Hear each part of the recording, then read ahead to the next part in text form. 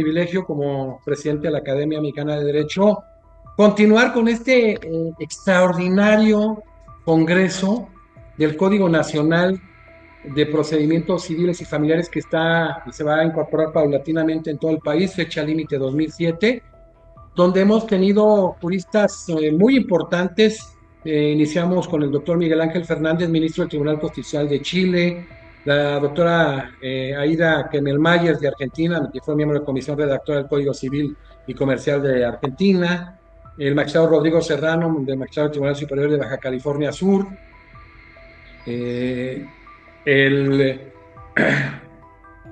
siguió con después el magistrado Gustavo Junquera del Tribunal Superior de Justicia de Guanajuato, el magistrado Humberto Rodelo García, el magistrado del Tribunal Superior de Justicia de Chihuahua, la magistrada Rebeca Anastasia Medina, magistrada del Tribunal Superior de Justicia de San Luis Potosí, y la magistrada Claudia Janet Cota Peña, presidenta del Tribunal Superior de Justicia de Baja California Sur, el magistrado José Luis Aranda del Tribunal Superior de Guanajuato, y seguirá hoy una importante y agradable conferencia con una de las personas que más quiero en América Latina, y él lo sabe, mi querido amigo, el doctor Arturo Coumont, con un tema muy interesante que ahorita vamos a señalar, pero primero a mi querido Arturo, antes de dar su currículum y el tema, que es miembro honorario de la Academia Mexicana de Derecho, darle la bienvenida. Muy contento, querido Arturo, que nos acompañes en este importante congreso. Bueno, es un honor para mí, que agradezco, porque consiste en un privilegio, a mi juicio, inmerecido, pero trataré de desempeñarme de la mejor manera posible. Muchísimas gracias. Bueno, el doctor Arturo Coumont es miembro honorario de la Academia Mexicana de Derecho Juan Velázquez, académico correspondiente de la Academia Nacional de Derecho y Ciencias Sociales de Córdoba. Fue catedrático, profesor titular por concurso de Derecho Civil, Obligaciones y Contratos de la Facultad de Derecho de la Universidad de la República del Uruguay, director de la Revista Crítica de Derecho Privado del Uruguay, profesor invitado en diversas universidades de Argentina, Brasil, Chile, Perú, España, Italia. Yo me comprometo que muy pronto, cuando estemos aquí en el homenaje que le vamos a hacer a él y a Enrique Müller, va a dar conferencias en una universidad muy importante donde estemos, que complete México, conferencista internacional. Hemos compartido palestra en varias partes del mundo y me da mucho orgullo. Y hoy es un día muy sensible, mi querido Arturo, porque pues nuestro amigo Juan Velázquez falleció el día 27 de octubre. Un gran amigo. Acaba de estar con él y perfectamente, estaba pero impecable. Pero bueno, se fue entero, se fue pleno, el mejor penalista que ha dado México, 56 años. Invicto en el ejercicio profesional, 6 veces, el único civil condecorado 6 veces, en todos los medios dicen 4 porque nos faltó actualizar la página de la Academia. El día 17 que estuvimos todo el día juntos, estaba muy contento porque le dieron su sexto reconocimiento, su sexto galardón en las Fuerzas Armadas de México, que desde muchos años era el asesor de las Fuerzas Armadas en México. El único civil el que más tenía, aparte de él, era alguien con 2, y estas distinciones pues él tiene 6, y la verdad que hoy que sirva para mandar un abrazo a todos los miembros de la Academia que están sensibles, porque tienen un gran cariño y un gran respeto por el ser humano, por su trayectoria, y qué mejor hoy que esté un jurista de la talla, mi querido amigo el doctor Arturo Coumont, con el tema, un abordaje crítico respecto del Código General del Proceso del Uruguay. Salió a colación en su momento el trabajo hecho en Uruguay, y como decíamos, qué mejor conocerlo de viva voz de un jurista de la talla de mi amigo Arturo Coumont. Adelante, mi querido Arturo. Bueno, muchísimas gracias.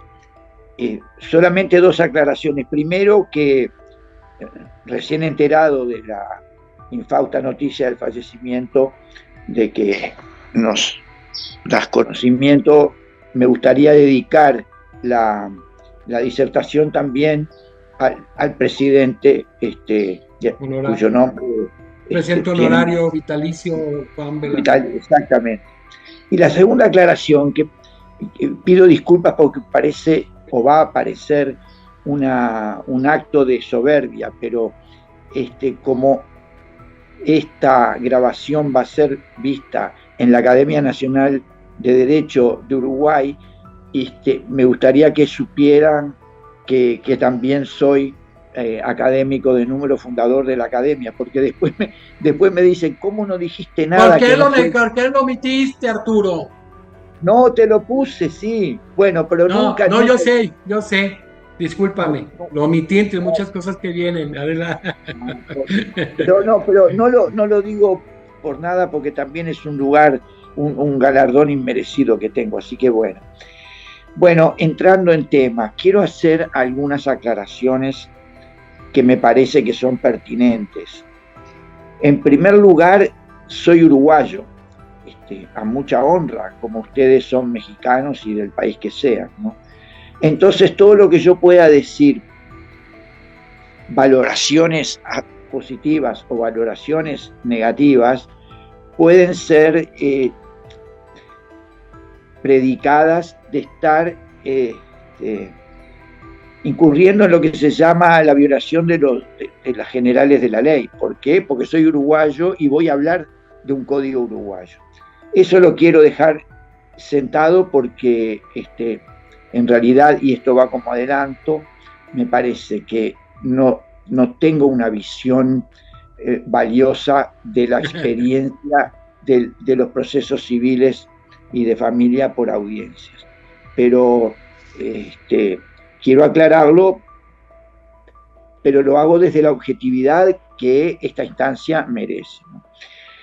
Y en segundo lugar, voy a hablar con algún tránsito temporal, porque voy a referirme a lo que se pensaba que iba a solucionar el Código General del Proceso, que fue originariamente promulgado en el año 1989, y lo que ha pasado luego, cuando se puso en práctica el nuevo régimen. El estado de situación que regía en materia de procesos civiles y de familia en Uruguay hasta el año 89 era el proceso escrito.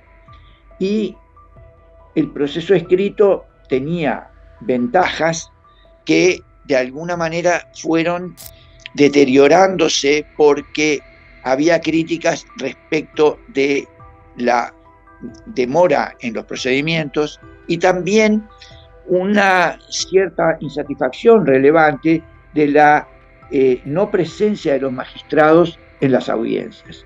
A partir de esos dos extremos, un grupo de juristas que fueron finalmente los que llevaron adelante el Código General del Proceso hasta su aprobación y que lo querían y lo siguen proponiendo sus seguidores como un código modelo para América Latina, se instaura el proceso por audiencia sobre la base de tratar de resolver las dos críticas que se hacían al régimen anterior. Es decir, poner como bandera el principio de inmediación del magistrado y una alegación por la brevedad, pensando que la oralidad es más rápida que la escrituralidad. Para eso se dispuso en nuestro país de un ingente esfuerzo económico por tener más sedes y por tener además sedes adecuadas y además de adecuadas en consonancia con las nuevas exigencias, porque una cosa es la audiencia en la que se presentan escritos y otra cosa es la audiencia en la que se debate, la audiencia en la que se graba lo que las partes establecen como sus articulaciones argumentativas. Ahí hay un giro copernicano, hay un cambio cualitativo. ¿Por qué? Porque una cosa es escribir y otra cosa es el acto de habla. Eso que parece una exquisitez es muy importante y sobre todo es muy importante para ver lo que ha ocurrido después, porque todas aquellas aspiraciones sobre la inmediación del magistrado y la celeridad en los procedimientos luego no fueron al día de hoy por lo menos en una apreciación netamente personal, pero basada, reitero, más allá de la subjetividad propia de ser personal, en la objetividad, porque también ejerzo la profesión.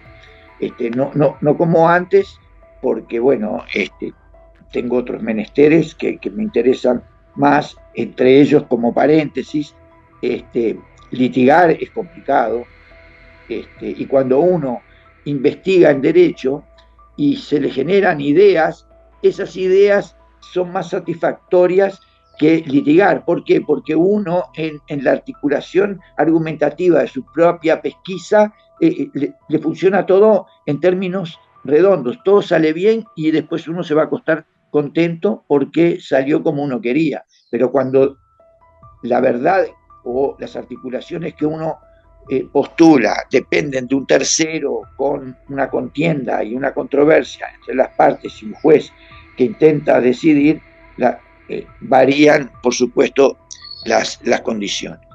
Así que sobre esa base voy a establecer, y espero que sea de utilidad, porque no hay que olvidar que las experiencias personales deben servir a aquellos pares que están en una instancia de aplicación de un nuevo régimen. En el Uruguay, el principio de inmediación implica una externalidad disvaliosa muy importante. Cuando hablo del principio de inmediación, digo la presencialidad de los magistrados en las audiencias. Miren, voy a tratar de ser lo más gráfico que pueda. Supongamos día lunes, el juez 3 audiencias.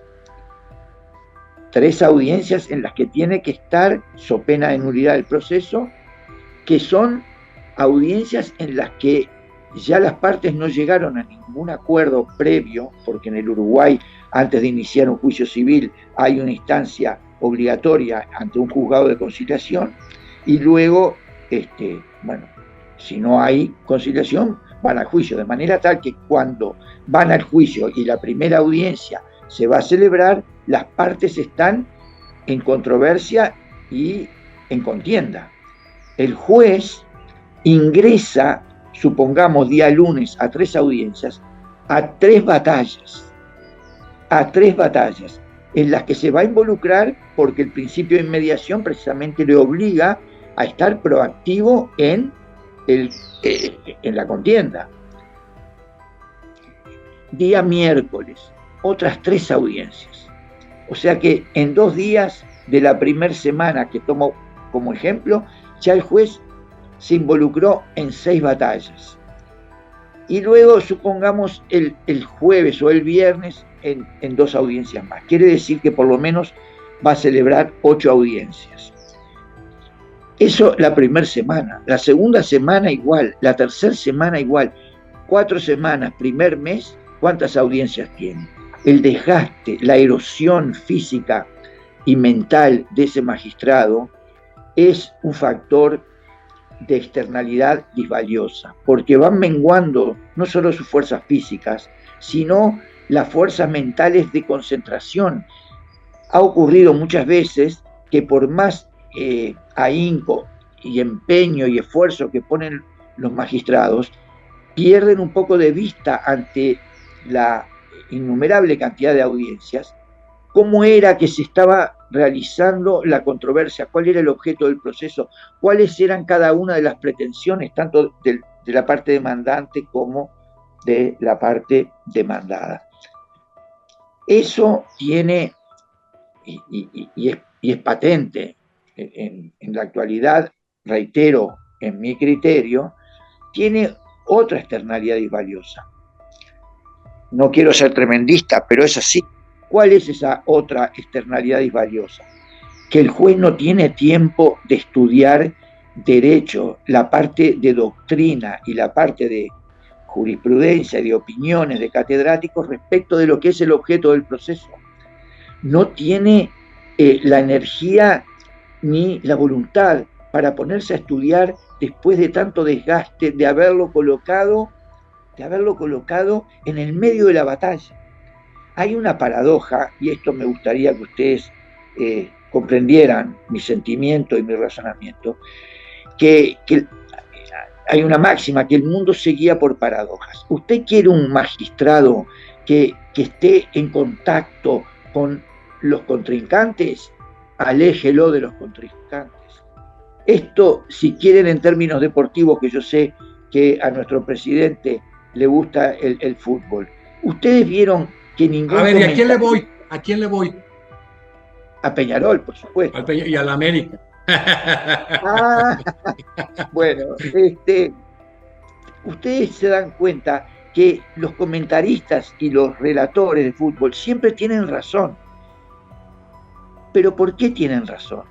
Porque no están jugando el partido, están en una tribuna con una perspectiva que es la que les permite saber por dónde transcurre un jugador y otro para que se puedan comunicar entre ellos, pero a nivel de cancha, ellos están, todos los jugadores, involucrados en una falta de perspectiva. Eso es lo que ocurre cuando uno coloca al juez, porque teóricamente es muy interesante ese principio y es garantista, pero el tiro sale al revés, porque ese agotamiento que tiene le hace no tener la perspectiva y no poder analizar con serenidad la doctrina, la jurisprudencia, para ver si efectivamente puede haber fundamentación para un fallo, porque en definitiva la única garantía que tienen las partes es que el juez sepa el derecho a aplicar, y no puede saber el derecho a aplicar porque no tiene, al menos en la experiencia uruguaya y desde el punto de vista de lo que yo tengo como experiencia, no tiene la suficiente energía mental y física para ese estudio, que debe ser sereno, debe ser objetivo, debe ser con calidad de vida, tanto magistral como calidad de vida personal. Eso es un detalle muy, muy importante. Una segunda apreciación es la siguiente. Las audiencias se graban en una plataforma que se llama Audire, de oír. Muy bien. Es una grabación. Ahora, ¿qué es lo que se graba? Se graba lo que las partes dicen y lo que el juez va resolviendo, porque no es que espere a la sentencia final. El juez también tiene que actuar a lo largo del proceso, dictando las sentencias que regulan precisamente el íter procedimental. O sea que ya no es solamente el fondo del asunto, sino toda la parte procesal que obra, que está preordenada como estructura para cumplir la función garantista. Muy bien. Después que eso se graba, fíjense ustedes que como el acto de habla es distinto al acto de escrituralización, eso después se vuelca en soporte papel escrito, ¿verdad? Bien, ahora, cuando uno va a leer en un papel escrito lo que se dijo verbalmente, la sintaxis es absolutamente distinta y hay serias dificultades para entender qué fue lo que se quiso decir por cada una de las partes. Tienen que hacer un esfuerzo los contendores para reordenar. ¿Por qué? Porque una regla de oro en teoría del lenguaje, sobre todo para los que pensamos sin ser lingüistas, que el derecho es lenguaje, en ese sentido somos bastante fundamentalistas. Hay una regla de oro que dice: se habla para que se escuche, pero se escribe para que se lea, de manera tal que no pueden cruzarse los cables y hablar para que se lea y escribir para que se escuche, porque ahí se llega a un fenómeno que en la teoría del lenguaje y la teoría comunicacional se estudia, que es que el mensaje no es claro. ¿Por qué? Porque está contaminado, porque las sintaxis son distintas. Eso genera una falta de garantía también, porque cuando uno va a hacer un alegato, necesita entender qué fue lo que se dijo. Cuando uno quiere analizar la prueba, también tiene que hacer un alegato sobre esa prueba con relación a lo que está grabado, de manera tal que, a mi entender, reitero y disculpen que hable en primera persona, pero transfiero a ustedes mi experiencia, no es valioso que ello se grabe. Eso tiene que estar por escrito. Lo escrito es el resultado de la tranquilidad de espíritu y la tranquilidad mental. Lo grabado es lo grabado en una contienda, en una batalla que va desgastando no solo a las partes, sino sobremanera al juez. Acuérdense, 8 audiencias una semana, imagínense lo que será después de un año, al extremo tal que desde el año 89 hemos tenido, incluso ahora, recientemente, no hace 10 días, una magistrado del interior del país que fue denunciada porque se había retrasado en la resolución de los expedientes, y resulta que ahora está comprobado que el retraso provenía de la extenuación, tenía surmenage por todo el trabajo que tenía acumulado para resolver, lo cual no fue valorado por los organismos jerárquicos superiores de esta magistrado, y le iniciaron un proceso disciplinario. Bueno, en el proceso disciplinario se dilucidará que es un proceso disciplinario por escrito, no es por audiencia verbal. Así que, de todas formas, ahí hay una falla de base que ha generado increíblemente que, así como la inmediación prácticamente no se cumple a cabalidad, tampoco la celeridad, porque al día de hoy los procesos demoran igual o mayor tiempo que lo que demoraban con el procedimiento, con el régimen procesal anterior. En tercer lugar, hay una posibilidad de crítica también, y al mismo tiempo de tomar en consideración para la aplicación de este sistema en México o en los países que sean, que estén interesados en eso, que también hay que tener consideración por quienes son parte fundamental en los procesos, que son los abogados.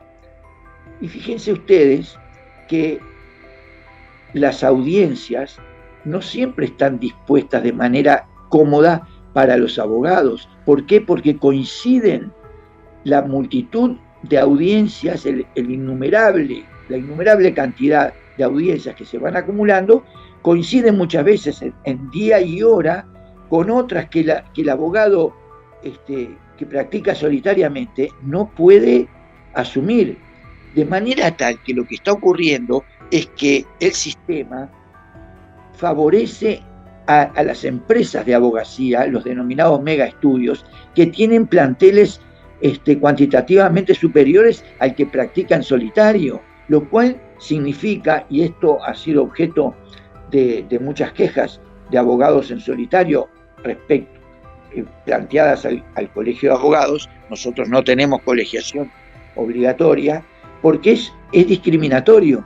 En definitiva, sin querer, se han favorecido a estructuras de abogacía que tienen dentro de ella nada más ni nada menos que equipos de muchos abogados que pueden ir a las distintas audiencias y no pueden los solitariamente ejercitadores del derecho porque les coincide, lo cual lleva a la presentación de escritos pidiendo una nueva fecha para la audiencia, lo cual tiene como efecto en cadena que el proceso se dilata, porque se están pidiendo prórrogas por incapacidad. Le presentan, tengo una audiencia a tal hora, el mismo día en tal juzgado.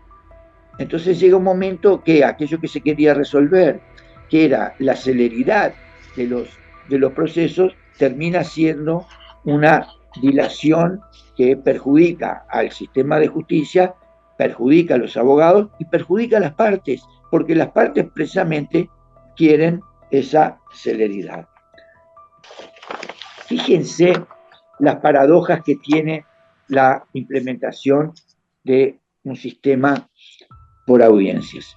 En la primera audiencia, el magistrado director de la audiencia, el decisor de la litis en la cual el proceso se plantea, tiene la obligación de proponer medios conciliatorios, más allá del juicio previo de conciliación que marca la ley. O sea que tenemos primero un presupuesto que es una conciliación, que si no se logra, abre las puertas a tenerla por inútilmente tentada y abre las puertas al proceso en sí mismo, y la primera audiencia en el proceso en sí mismo tiene necesariamente un intento de conciliación por propuestas que debe hacer el magistrado.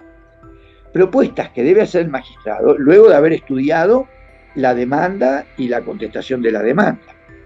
Bueno, esa presencia de cansancio físico y mental a la que yo hacía referencia al principio de la disertación, tiene por efecto consecuencial también que los magistrados extenuados, muchos, no todos, miren que yo estoy generalizando, pero no son todos, pero es una cantidad bastante significativa, porque el cansancio no significa que no sean aptos, que sean ineptos, no, todo lo contrario. El cansancio lo que significa es que no pueden tener la serenidad que se necesita para dirimir una contienda. Entonces, ¿qué dicen? Cuando llega la conciliación que deben dirigir proponiendo medios conciliatorios, ellos dicen, bueno, ¿han hablado los abogados de las partes? ¿Han hablado las partes?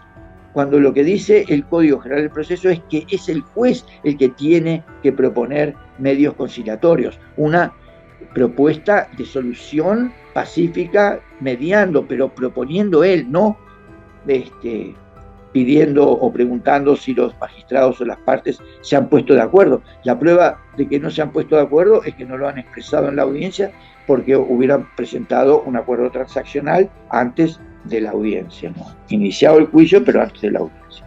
De manera tal que, paradójicamente, el principio de legalidad del CGP, que ordena determinada actitud del magistrado en beneficio precisamente de eliminar la mayor cantidad posible de conflictos, porque todo conflicto implica un quiebre en la tranquilidad, no solo personal de las partes, sino en definitiva del país, porque si hay tantos juicios en los que no se llega sino a pelearse, bueno, la mediación por parte de los jueces, la conciliación, el ahínco y el empeño por resolver antes de tener que pasar y traspasar y transitar las horcas caudinas de un juicio con toda el estrés y los nervios y el deterioro de la calidad de vida que ello conlleva, bueno, resulta que no se puede hacer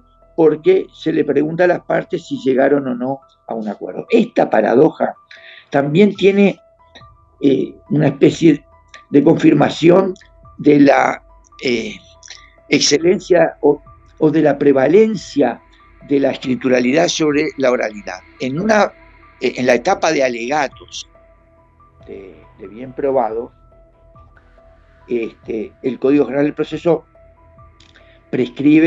impone la realización de una audiencia en la que se alegan por parte de los contendores de bien probado, cada uno por su orden, a través de lo que es una alegación in voce, es un informe in voce del análisis que han hecho de la prueba, tratando de persuadir y de llegar a la convicción del magistrado de la superioridad de los argumentos de su parte y la inferioridad de los argumentos de la otra parte, y viceversa. Bien, cuando transcurren, yo no puedo dar estadísticas porque no las tengo, pero más allá de 3/4 partes de los juicios, los magistrados dicen, la alegación es para tal día y presentan el escrito sin necesidad de estar en una audiencia. O sea que presentan los abogados por escrito el alegato de bien probado, que en el modelo del código se impone la realización de la audiencia y el informe argumentativo en términos verbales, La implementación del Código General del Proceso, que marcó un giro copernicano, un giro de 180 grados respecto de lo que se venía haciendo, también demandó ingentes esfuerzos económicos para la preparación de los funcionarios, preparación técnica, y sobre todo para la multiplicación de salas de audiencia, de inmuebles en los que se iban a alojar la mayor cantidad posible de juzgados. Y dentro de los juzgados, la implementación de lo que es la sala de audiencias con capacidad para el público, porque otro de los principios de del proceso por audiencias era que debían ser públicas las actuaciones para aquellos que no tenían parte, ni arte, ni parte, y sí eran interesados en saber cómo se dilucidaba una contienda entre dos ciudadanos, o entre dos empresas, o entre un ciudadano y una empresa, o entre el Estado. Bueno, muy bien. Se gastaron millones en esa instancia. Hoy la gente no va a las audiencias, el pueblo no va a las audiencias. Poco le interesa a alguien, salvo que sea, diríamos, algo muy significativo desde el punto de vista de la sociedad. Pero ¿a quién le importa perderse 2 o 3 horas en una audiencia de desalojo, en un juicio de desalojo, o en un juicio de divorcio, o en un juicio de tenencia, pensión alimenticia y guarda compartida? Bueno, la prueba son los hechos en sí mismos, ¿no? Res ipsa loquitur, decían los romanos. No va nadie. Entonces uno piensa, si se hubiesen invertido los millones de pesos que se invirtieron en la puesta a punto para iniciar el nuevo régimen, en el régimen anterior, hubiésemos tenido prácticamente un buen resultado, que es el que el sistema actual no tiene como predicado valioso. ¿Por qué? Porque no ha logrado la celeridad y la inmediación, que fue uno de los postulados alegacionales para llevar adelante. Es una inmediación que nubla la tranquilidad física y la tranquilidad jurídica, mental, para poder estudiar a fondo el problema. Y acá me quiero referir a algo que es muy importante y que nosotros, con los regímenes continentales de derecho, no podemos bajar nuestras banderas para su defensa. El hecho de que los jueces no tengan tiempo de estudiar ha llevado a la propensión marginal y no marginal de que ellos buscan sentencias en las que puedan abrevar para tener similitudes con el caso que tienen que resolver, olvidando primero que el juez y los procesos no están preordenados para decidir casos, sino para decidir problemas, porque el derecho es una ciencia, y es una ciencia que se maneja con metodología deductiva e hipotético-deductiva, y no inductivista. Entonces, ir a la búsqueda de casos implica una disvaliosa propensión a la anglosajonización del derecho continental. ¿Por qué razón? Porque se buscan sentencias de apoyo para las decisiones que se deben tomar para resolver el problema sobre el cual tiene ius imperi el magistrado. Pero eso conlleva la comodidad que resulta buscar sentencias que sean susceptibles de analogía con lo que se tiene que decidir, pero que no es ese el método en el sistema continental. En el sistema continental no es la sentencia un valor que tenga calidad de precedente obligatorio, porque el derecho, la jurisprudencia no es fuente formal de derecho, sino material, pero en los hechos se le está volviendo fuente formal, en los hechos. ¿Por qué razón? Bueno, porque lo que ha pasado es que han salido voces a decir, bueno, pero es valioso que haya uniformización de las decisiones, a lo cual los doctrinarios de mayor prestigio dicen, no, pero mire, acá no debemos olvidar que los precedentes no son obligatorios, no hay que convertir los precedentes en obligatorios por una sencilla razón, porque ningún caso es igual al otro. Y eso es también atingente a la garantía. ¿Por qué? Hoy que hablábamos al inicio de la disertación, antes de que ella empezara, de si me iban a hacer un homenaje me iba a tener que cortar el pelo. Bueno, a ninguna mujer ni a ningún varón le gusta que le corten el pelo con la misma taza. Y eso, mutatis mutandi, es lo que las partes necesitan como garantía, que su caso sea el caso especial. Cuando los magistrados van al territorio de anglosajonizar el derecho yendo a precedentes que consideran tan pesados y de tanto valor que se vuelven y se tornan obligatorios, lo que está ocurriendo es que no se respeta la ciencia jurídica del sistema continental, que es el abordaje doctrinario, el abordaje pensante, la articulación argumentativa sobre la base de diálogo de fuentes entre las disciplinas jurídicas, diálogo de fuentes entre el derecho y las disciplinas extrajurídicas como la ética, la lógica proposicional y la lógica formal. ¿Por qué? Porque el derecho es no solo una adorable ciencia, sino que es una ciencia. Y no es una ciencia dura, pero tiene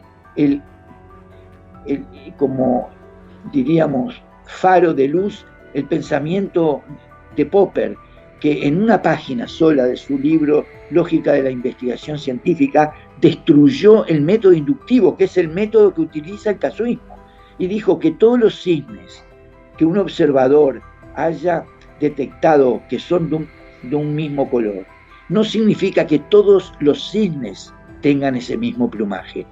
¿Por qué? Porque no puede haber enunciados que tengan vocación de validez universal si solo se refieren a la observación empírica de un determinado número que nunca se sabe cuál debe ser para que tenga esa mayoría de edad y esa vocación de ser validado universalmente como proposición para ser tomada en cuenta con una buena contrastación, que era el método que proponía nada más ni nada menos que Popper. De manera tal que cuando uno habla de proceso civil y familiar por audiencias, tiene que tomar en consideración todos los insumos que ello conlleva, cuáles son los efectos consecuenciales, las externalidades externas que tiene la aplicación. Cuando uno va a rendir un examen para obtener el permiso para conducir, si a uno le dicen que tiene que ir entre 45 y 50 kilómetros de velocidad en determinado segmento de la vía, por algo está. Ahora, si uno quiere ir a 30, que es menos de lo que, o a más de la velocidad máxima, bueno, sí, le ponen una multa porque, le ponen una multa, no, quebró el ordenamiento jurídico. Entonces no debemos confundir celeridad con apresuramiento. No debemos para nada confundir inmediación con estar en el medio de la contienda que impida analizar con perspectiva, que es la única que puede ser faro de luz para resolver con garantía para las partes que el problema y no el caso sea resuelto con inteligencia y con originalidad. Cuando un magistrado, porque esto también tiene una derivación que por supuesto que no puedo hablarla ahora porque ya se me está acabando el tiempo, pero ustedes saben muy bien que, no el tiempo de vida, por favor, pero bueno, uno nunca sabe. Ustedes saben que hay una corriente muy fuerte que establece que el juez puede crear derecho. Bien, cuando el juez, que está legitimado por esta doctrina a crear derecho, en su sentencia termina, luego de todo el periplo argumentativo, de relato de los hechos, de relato de las posiciones de cada parte y de las alegaciones que se han hecho, luego viene la parte dispositiva y dice, en virtud de lo expuesto, con la aplicación de las normas correspondientes, este magistrado falla. ¿Qué significa falla? Miren, si tendrá importancia esto para dirimir la cuestión de si el magistrado crea derecho o no, le he preguntado a varios magistrados qué significa el vocablo falla que da inicio a la parte dispositiva. No me lo sabían explicar. Pues bien, el vocablo falla proviene de hallar, y la H sustituyó a la F en idioma español. Entonces, cuando el juez dice falla o fallo, dice hallo. ¿Qué es lo que halla?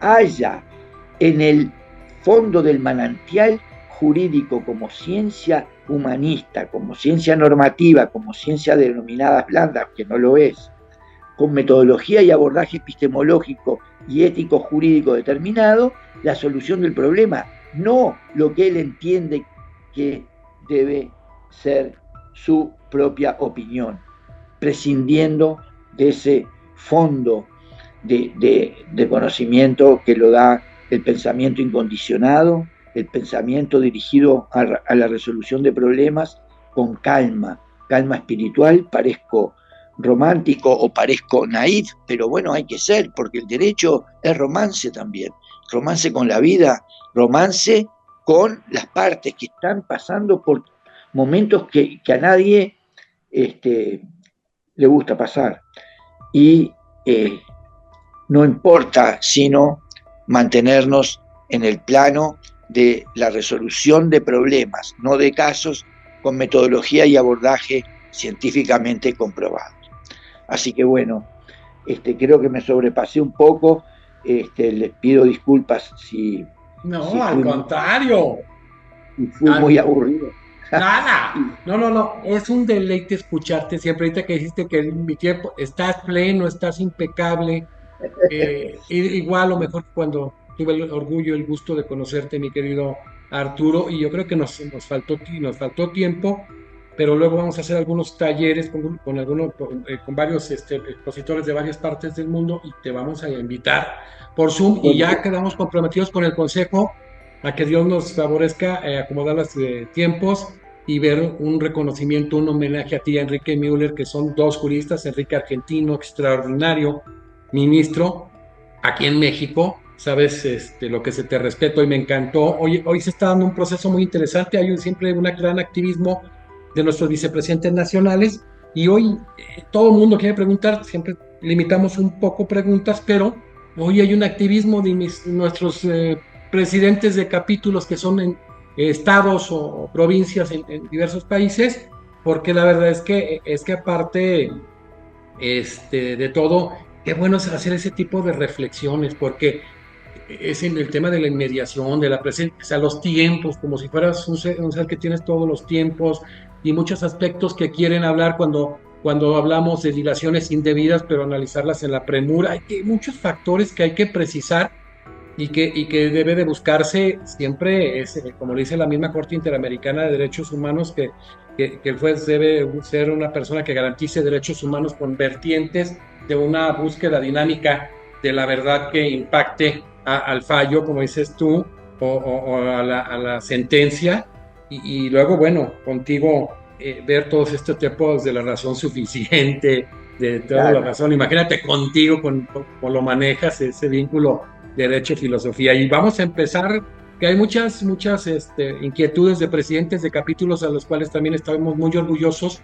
porque siempre es un proceso selectivo en la academia, que a lo mejor unos dicen son muy elitistas, ¿no? Sí, bueno, el elitismo es gente que pondere la capacitación, la búsqueda, en lugar de buscar otros factores, y entonces hoy iniciamos con un excelente académico, funcionario público también, un colegiado desde hace mucho tiempo, Iván Jacobo,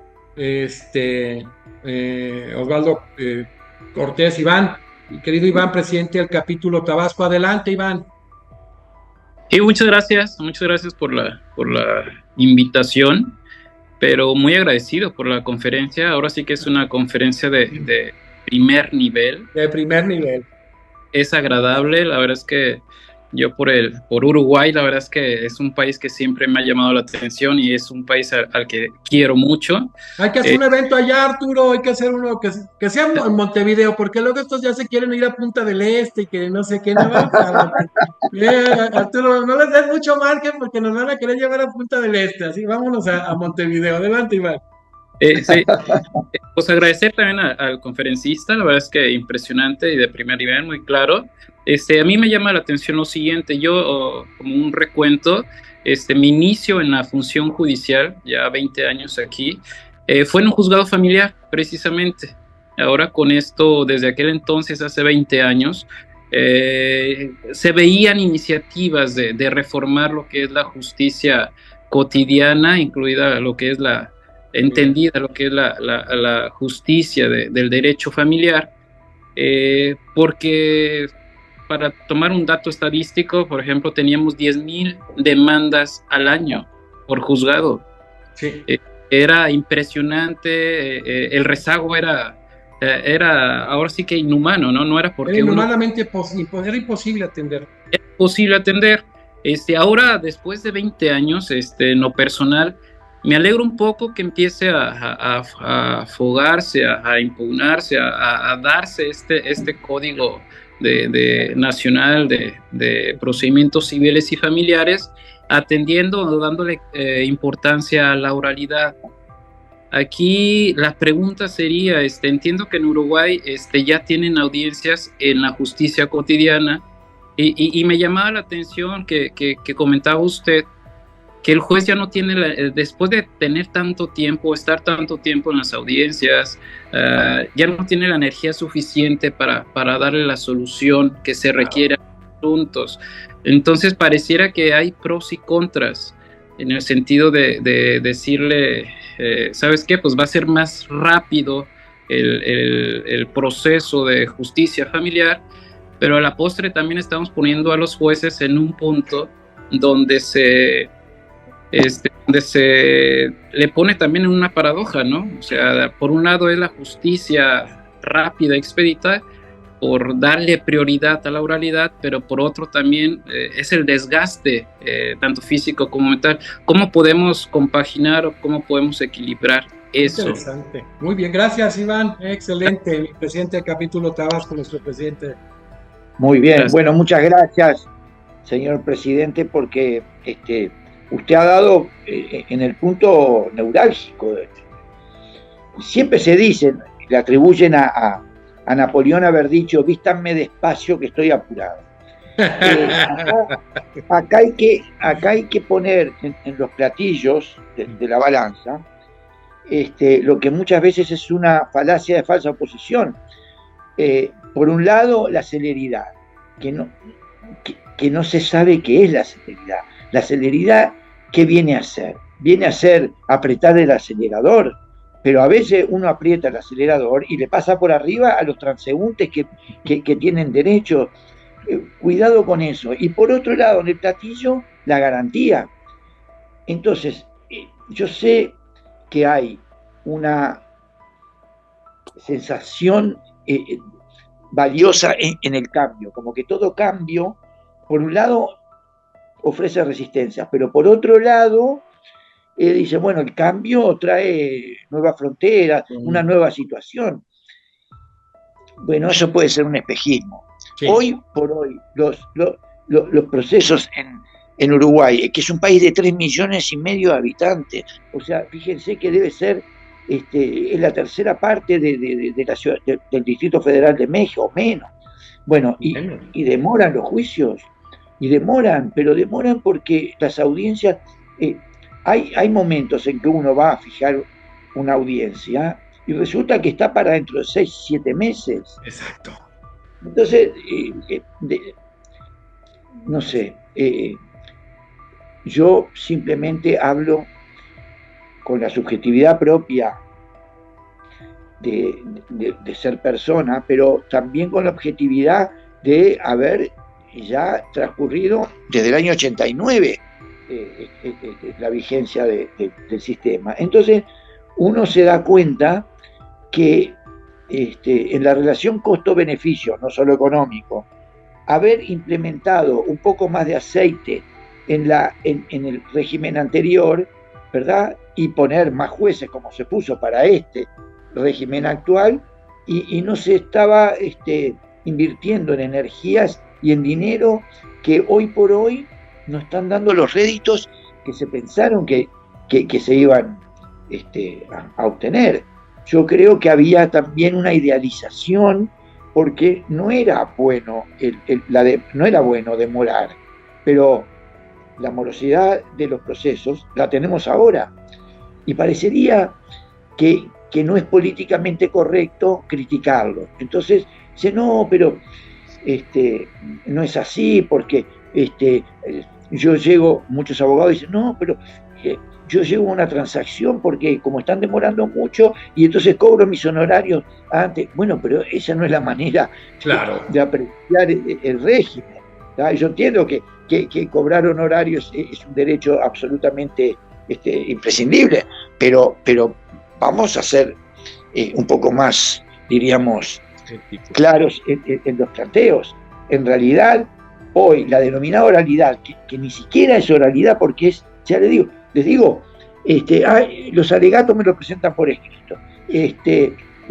Bueno, para eso ahora, yo no sé si los presentes virtuales, y también a ti, Jesús, en un momento determinado en nuestras carreras universitarias o antes, aparecieron los grabadores. Entonces uno, en lugar de tomar apuntes por escrito de lo que venía hablando el profesor, lo grababa. Sí. Entonces uno después iba, acá era famoso, calculo que en México también, una marca italiana de grabador que se llamaba Gelos. Entonces pesaba 1,5 toneladas el grabador. Y bueno, pero eso incrementó la industria de los camiones, creo que le llaman trocas ustedes. Sí. Claro, porque para llevar el grabador tenía que comprarse un camión. Bueno, entonces uno volvía a su casa y desgrababa, ¿verdad? Ponía por escrito lo que estaba escuchando. Quiebre de la regla de oro. Después no se le entendía nada. Acuérdense cómo era de ininteligible aprender con la desgrabación, porque uno leía lo que había sido expresado para que se escuchara. Eso es una piedra angular. ¿Por qué? Porque los interesados, que son los destinatarios de la garantía, no entienden bien qué fue lo que se dijo. ¿Por qué? Porque no está escrito. Así que, miren, los romanos decían, el que escribe lee 2 veces. Claro. Entonces eso nos da la garantía, tal vez no resuelva la celeridad, pero nos da garantías de que a veces me tengo que vestir despacio porque estoy apurado. No, y fíjate, Arturo, o sea, la efectividad de un derecho, pues se ocupa la normativa, se ocupa las políticas públicas y el presupuesto, y entonces creen que por decreto se genera esta celeridad, disminuyen a veces hasta personal, y creen que ya porque es hora, bueno, decía alguien, yo nunca he defendido un juicio mudo, ¿verdad? Pero bueno, así es Claro. esto. Entonces, ya gracias a nuestro presidente del capítulo Tabasco, ahora nuestro presidente del capítulo Chihuahua, Juan Carlos Fuentesilla. Adelante, Juan Carlos. ¿Qué tal, doctor? Muy buenas Hola. tardes a todos. Muy buenas tardes. Primero que nada, saludarlo y felicitarlo por esta excelente disertación. Y yendo rápido al tema. ¿Andas en el Congreso? ¿Dónde andas, estimado Juan Carlos? En el Tribunal Electoral aquí del Estado de Chihuahua. Estás en el Tribunal, ahora en el Tribunal Electoral, ya estuvo en el Congreso. Felicidades, adelante, Juan Carlos. Gracias. Y yo simplemente quisiera preguntarle al doctor cuál es su perspectiva sobre cómo podría evolucionar el derecho en América Latina al integrar la oralidad, como lo estamos viendo en algunos países, pero sin perder la profundidad analítica. ¿Cuál sería su visión ideal, doctor? Sí, que evolucione, como dice Arturo. Adelante, Arturo. Gracias, Juan Carlos. Saludos. Excelente. Muchas gracias por su consideración y por la pregunta. Miren, no hay una llave mágica para resolver el tema. A lo único que me atrevo es a decir que si se quiere implementar un régimen de proceso por audiencias, lo que hay que colocar como contrapeso es la prevalencia de la calidad de las sentencias. Por lo tanto, hay que empezar por luchar contra la anglosajonización del derecho. Totalmente. ¿Por qué? Porque, miren, nuestra tradición jurídica, ¿no? Claro, pero además, miren lo que ocurre.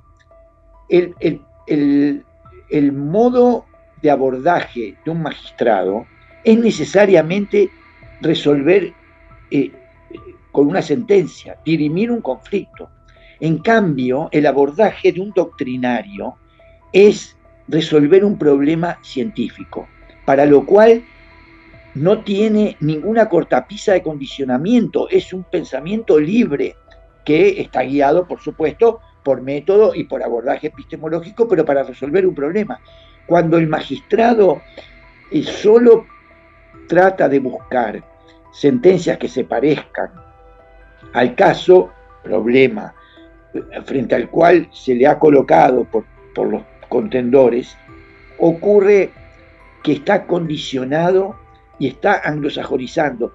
Porque miren lo que ocurre, el gran pensador español Gregorio Peces Barba hablaba del principio de incrustación. Un error vestido de sentencia se incrusta en el universo y es luego referido como precedente por otros sentenciantes sin analizar cuál fue el caso, problema, para el cual estuvo dictado. Y entonces ese error se santifica solo por el principio de incrustación. Entonces,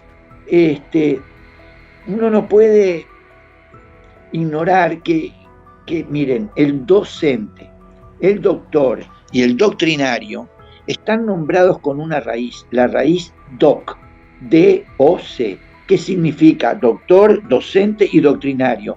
Doc, enseñar, ilustrar, marcar el camino. Entonces, eso es lo que no se debe perder. No hay, reitero, no hay una llave o una clave mágica. La pregunta me arrincona como si yo fuera un boxeador y el otro boxeador me arrincona contra las cuerdas. ¿Por qué? Porque implica el deseo de que se solucione y es muy difícil solucionarlo. Entonces yo creo que el camino es enseñar, educar en los centros de estudios judiciales, en las escuelas judiciales, a que el magistrado piense el derecho. Couture decía, el derecho se ejerce pensando. Y eso es fundamental. Y se ejerce estudiando, porque un solo día que uno no estudie, decía Couture en uno de los mandamientos del Decálogo, Sí. deja un poco de ser abogado. Hay que leer. Y hoy estamos luchando con sociedades que son la sociedad de la imagen. Entonces todo tiene que ser por imagen. Miren, hay dos cosas que me gustaría que son gráficas. En varios restaurantes y cafeterías del mundo apareció la siguiente frase: no tenemos internet, hablen entre ustedes, como diciendo, no estén, claro, no estén acá. Y lo otro es que se lo aprendí de un profesor de Argentina que dijo, va a empezar la clase y dijo, no se olviden de prender el celular cuando se retiren del aula. Como dicen, apáguenlo y lo prenden después. Esa es una elegante manera de luchar también contra el gran enemigo, que es la cultura de la imagen. ¿Por qué? Porque es más rápida, y todo el mundo está así y no se hablan. Hay gente que levanta la cabeza y le dice a la esposa, estabas acá, y sí, y la esposa le dice, vos también estabas acá. Claro, si se la pasan mirando. Entonces, la educación es importante, ¿no? Educar a los magistrados, que no tengan miedo de seguir siendo alumnos, discípulos es siempre, para poder garantizar una sentencia, por más que no sea predicable de rápida, pero por lo menos que no sea rápida y furiosa, como está siendo en muchos de los casos ahora, ¿no? Le agradezco al presidente el presidente gracias, doctor. Chihuahua. Gracias, Juan Carlos Puentecilla. Oye, Arturo, Couture también dio clases en la Universidad de la República, ¿no? Donde tú das clases. Sí, claro. Era el catedrático de Derecho Procesal. Esto vaya como anécdota. En la década del 50, Uruguay tuvo una tragedia en materia de pérdida de catedráticos. Falleció Couture. Falleció Quintín Alfonsín, un gran catedrático de Derecho Internacional Privado, el que había postulado, y eso se olvidó, de que debería, la importancia de las palabras, debería modificarse el nombre de la asignatura, no Derecho Internacional Privado, sino Derecho Privado Internacional. Miren cómo el orden sintáctico genera un valor semántico totalmente distinto. Y también falleció quien yo no lo conocí, pero leí sus obras, un gran civilista llamado José Sánchez Fontans, un gran civilista que tenía la preocupación de educar, enseñar el derecho civil y de perfeccionar a los abogados que iban a dar clases y se colocaban frente a un aula pensando que como ellos ya se habían recibido, podían enseñar, cuando para enseñar tiene que haber un profundo conocimiento de pedagogía, didáctica, técnicas, histrionismo, miren, ¿saben? Ya se fueron todos los asistentes. Todos están. Adelante. No, pido disculpas si los aburro con estas cosas. No, al contrario. Pero miren, yo cuando voy a dar una conferencia, digo algo, como decía Perelman, conoce a tu auditorio. Digo, miren, voy a comenzar mi disertación, pero desde ya les voy a pedir que cuando ella termine, me aplaudan, por favor, 3 días. La gente 3 días y se mira, ¿no? Le digo, sí, 3 días, a mí me aplaudieron 3 días. Entonces uno levanta la mano y dice, ¿pero cómo 3 días? Sí, Juan Díaz, Pedro Díaz y Carlos Díaz. Entonces, ahí ya los atrapé. ¿Ya? Entonces digo, y a Carlos Díaz le decían lunes. Entonces alguno dice, ¿y por qué? Porque era el peor de los días. Entonces, ¿qué significa eso? Que para ser profesor uno tiene que también dominar técnicas de histrionismo, claro, de colocar una sonrisa en la persona que tiene el sacrificio de ir a escucharlo a uno. Entonces, eso hay que hacerlo en los centros de estudios judiciales, hacer de la educación jurídica algo agradable. ¿Para qué? Para lograr el rédito de la profundidad del conocimiento, que con eso uno emprende caminos y no serán tan rápidos como otros, pero son más serios. El tiempo está abierto, todo el mundo es muy importante todo lo que se está generando hoy, como todas las conferencias. Qué bueno que dijiste de la sintaxis, la importancia del orden de las palabras. Don Héctor Fix-Zamudio, el mejor constitucionalista en los últimos 100 años en México, para muchos el gran cultor del derecho procesal constitucional, establecía el derecho procesal constitucional y luego el derecho constitucional, el derecho constitucional procesal y el derecho procesal constitucional con diferentes contenidos. Entonces había que ver el orden de las palabras con don Héctor también. Adelante, viene ahora a preguntar, quiere preguntar, cuestionar y opinar nuestra querida presidenta del capítulo Puebla, Mirci Persino, que haya estado en Congreso en transparencia, en varias áreas muy interesantes también. Adelante, Mirci. Mirci, adelante. Ya. Buenas tardes a todos. Muchas gracias, doctor. Primero que nada, felicitarlo por esta excelente conferencia, muy interesante, y a mí, para irnos rápido, me llamó mucho la atención el énfasis que hizo en el tema del derecho anglosajón, que pues es preponderantemente práctico, ¿no? En donde la administración de justicia, el procedimiento y la prueba tienen un interés en común.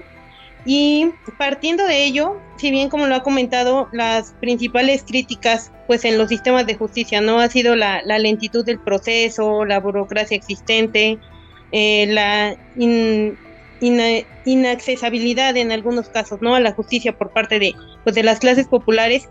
Aquí lo que me llama la atención es saber si también es como un tema de que no hay una adaptación como tal a los procedimientos, o vamos demasiado rápido, o cuál consideraría también que es alguna de las fallas que se están presentando en todos estos procesos, porque si bien se intenta avanzar, pero creo que en algunos puntos sí es como las fallas entre los pros y contras que, como se mencionaban, persisten. Entonces, desde su punto de vista, ¿qué es lo que considera que está también aquí entre una parte y la otra fallando de alguna manera? Gracias, Missy. Perfecto. Muchas gracias, muchísimas gracias.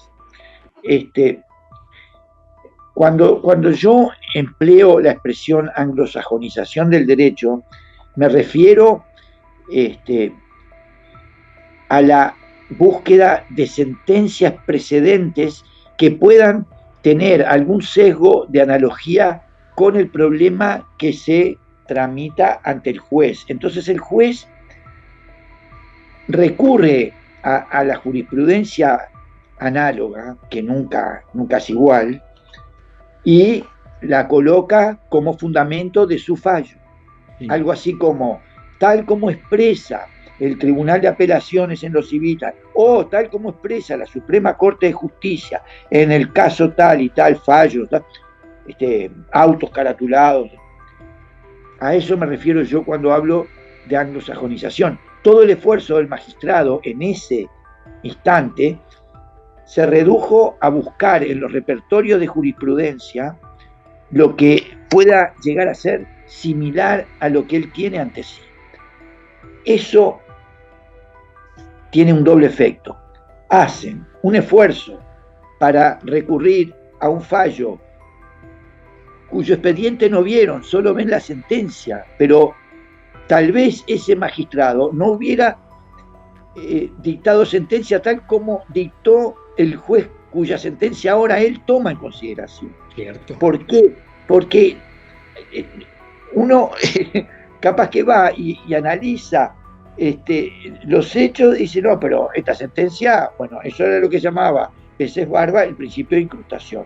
Sí. Acá no podemos idealizar en nada en este sentido. La oralidad, la denominada oralidad, no es garantía de celeridad. Eso probablemente la primera impresión sea, no, bueno, ahora, porque claro, cuando ven el cambio uno dice, sí, ahora resulta que todos tenemos las pilas puestas y vamos a hacer. Pues, cuando es la mera elección del método de debate, o sea, ¿cómo? Pero claro, y yo creo que lo que hay que hacer también es sanear un poco la cantidad. El magistrado hoy habló que en derecho de familia, en los procesos familiares, él tenía 10.000 casos. Imagínense lo que son 10.000 casos en un proceso por audiencia. ¿Cómo hacen? Bueno, capaz que ponen inteligencia artificial. Y si ponen inteligencia artificial, claro, y si ponen inteligencia artificial, cuidado, porque ahora todo el mundo está, hasta los celulares vienen con inteligencia artificial. Sí. Lo que no estamos viendo nosotros es la defección ética de principio, de base que tiene la inteligencia artificial, que está preordenada para fungibilizar al ser humano, lo sustituye. Entonces llega un momento en que aceptar eso, es aceptar el propio camino de fenecimiento del ser humano. Entonces llega un momento en que, ¿cómo voy a aceptar como éticamente plausible que se me sustituya a mí fungibilizando? Los bienes materiales son fungibles, pero no el ser humano. Y la inteligencia artificial está preordenada para suplantar, para reemplazar. Esto es algo así, disculpen el símil deportivo.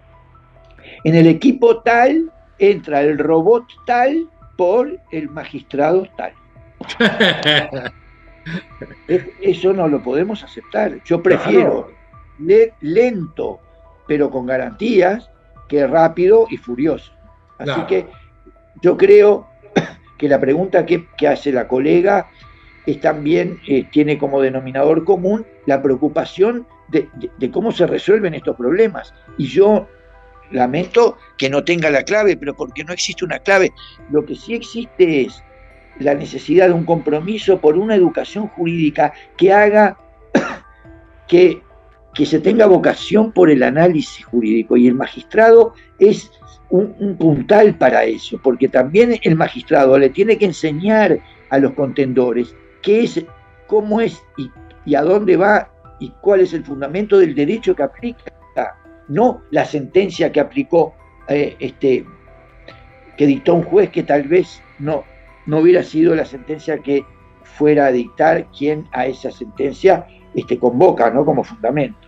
Gracias. No, y les comento y les avanzo, bueno, a veces cuando vemos en los celulares toda esta inteligencia, metes información y luego se terminan equivocando muchísimo, pero les avanzo ahorita que vamos a coordinar, Arturo y su servidor, un congreso internacional de inteligencia artificial, y muy pronto lo vamos a anunciar. Bueno. Ya lo tenemos. No adelantes, por favor, no adelantes para que te emocione, pues si no, lo va a decir un robot en lugar de Arturo. O sea, mejor espérate, Arturo. Y es un robot con un poco más de pelo del que tengo yo, bienvenido sea.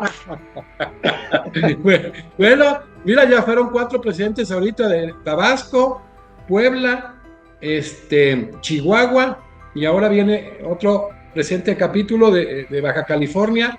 Ya habló en el previo Miguel Ángel Ordaz. Adelante, Miguel.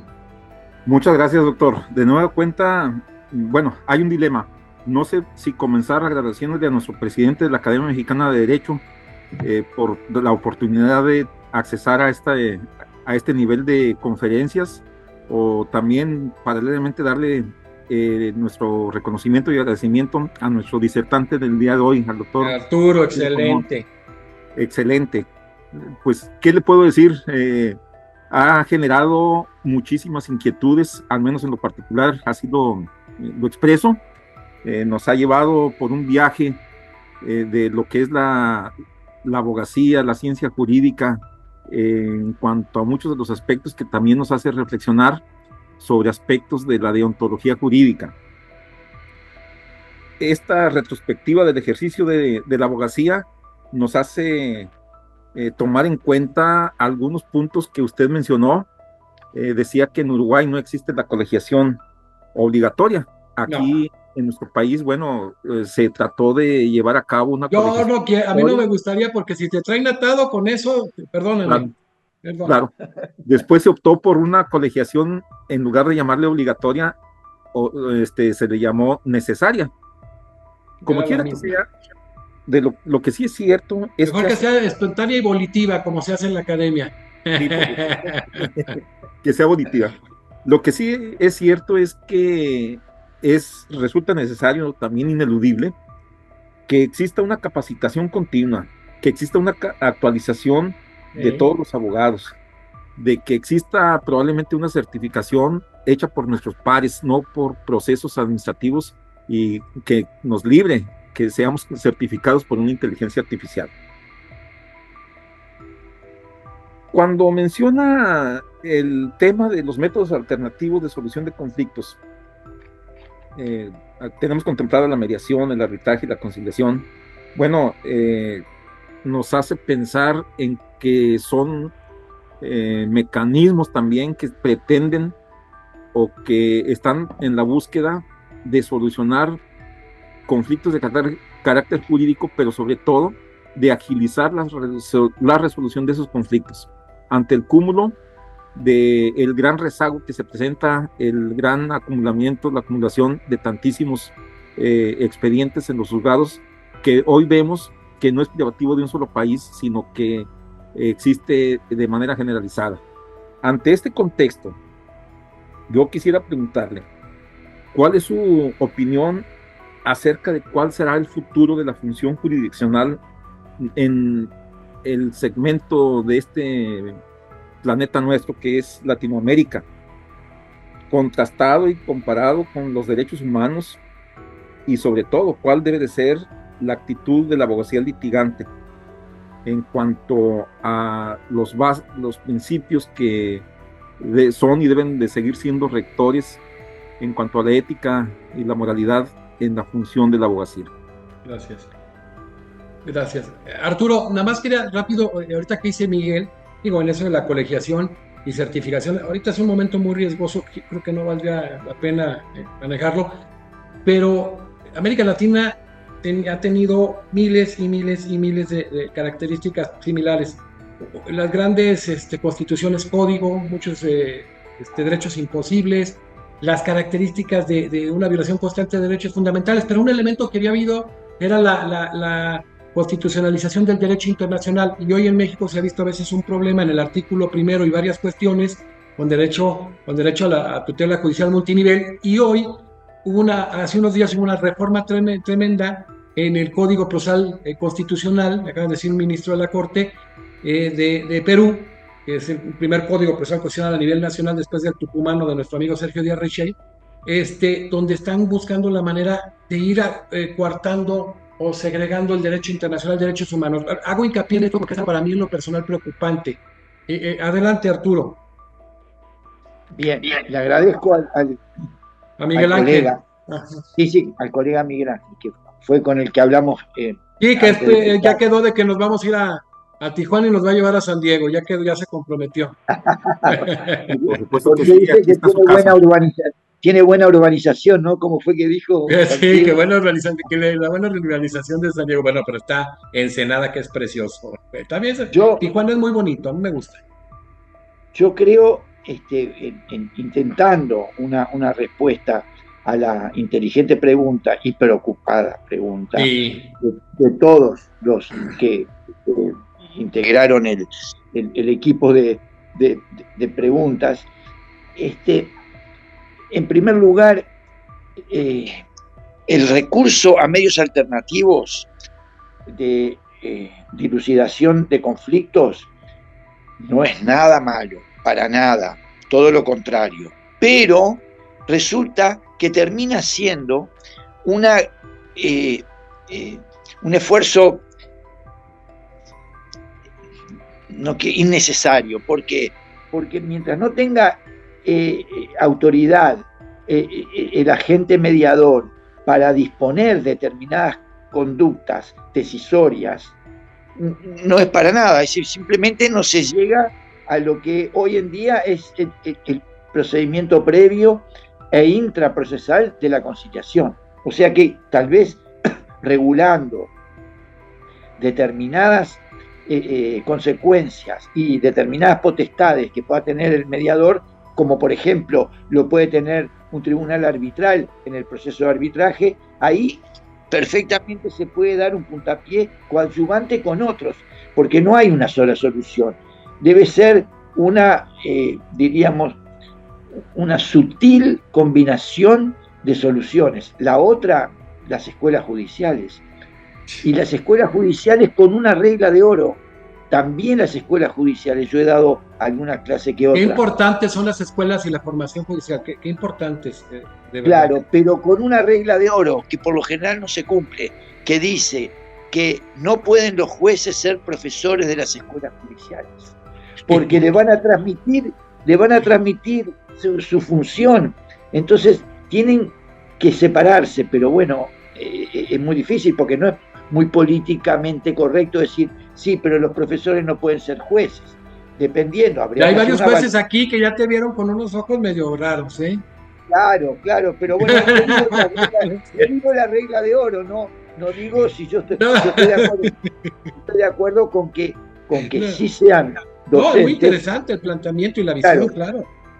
Miren, yo daba clases acá en el Uruguay, en el Centro de Estudios Judiciales, y ¿saben clase de qué daba?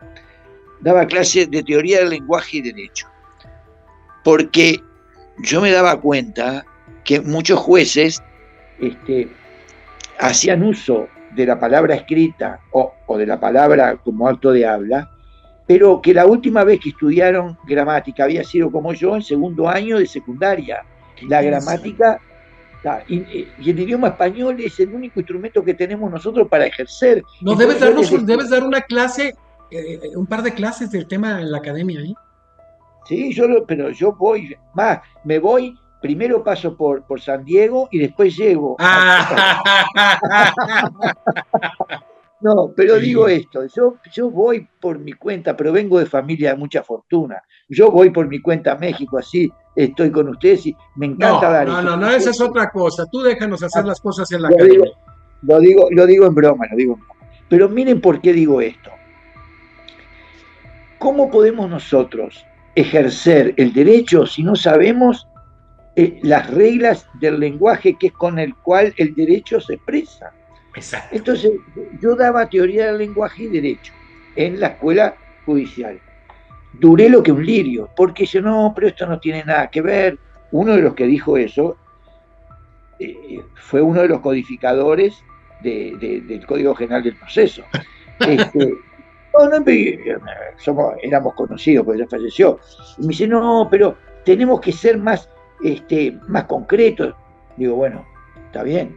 A veces para ser más concreto hay que ser más difuso. El lenguaje es fundamental. Entonces yo le decía, miren, no se puede hacer ejercicio ilegal de la lingüística, porque la última vez que yo estudié gramática fue cuando tenía, ya les digo, 13 años, ¿sí? En segundo año de secundaria, después nunca más. Entonces me puse a leer de qué se trataba la lingüística. Entonces hoy, por ejemplo, en el mundo contemporáneo, no solamente se interpretan signos, miren qué importante que es esto para la interpretación de los contratos, de la sentencia o de cualquier pieza lingüística, sino del discurso. O sea, que hay hermenéutica del discurso, además de hermenéutica del signo. Cuando yo tomo para analizar una ley y miro los artículos, yo veo los signos con los que los artículos están elaborados. Lo que no puedo ignorar, estos son estudios realizados por un lingüista neerlandés llamado Teun van Dijk, que dijo, miren, cuando usted observa el nivel sígnico, debe también observar que todos los signos disparan conjuntadamente, disparan un nuevo nivel de significación que se llama discurso. Entonces yo eso siempre lo digo de esta manera. Cuando yo veo una cadena, veo los eslabones, esos son los signos. Pero después tengo que ver la cadena, que es el discurso de la conjunción de esos eslabones. Entonces yo, cuando en lingüística y ahora en hermenéutica, yo tengo que estar examinando una ley desde el punto de vista sígnico, pero también desde el punto de vista discursivo, cuando uno ve un contrato, una sentencia, también tiene que analizar esos dos niveles de significación. Por eso la pregunta que hace Miguel, es muy importante, porque también está en línea con la preocupación de quienes lo precedieron en el uso de la interrogación.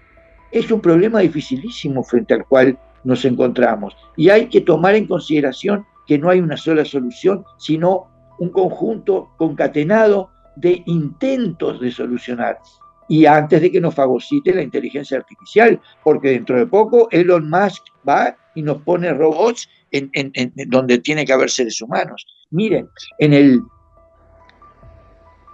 hay una comisión de expertos en la Unión Europea, una de cuyos integrantes, profesora amiga mía, una genia de la Universidad Carlos III de Madrid, se llama Teresa Rodríguez de las Heras Valel, que dio una conferencia y si no se cansaba seguía hasta hoy, porque habló, claro, porque habló pero maravillas útiles. Estuvieron años trabajando para asesorar a la Unión Europea sobre la inteligencia artificial, si había que regularla, si no había que regularla. Entonces, una de las conclusiones fue que no había que regularla. ¿Saben por qué? Porque la regulan hoy y mañana ya le cambió la situación por cómo tienen la agilidad y la velocidad de cambio con la inteligencia artificial. Y una de las cosas que dijo fue lo siguiente: estamos en una etapa en que ya la inteligencia artificial toma decisiones.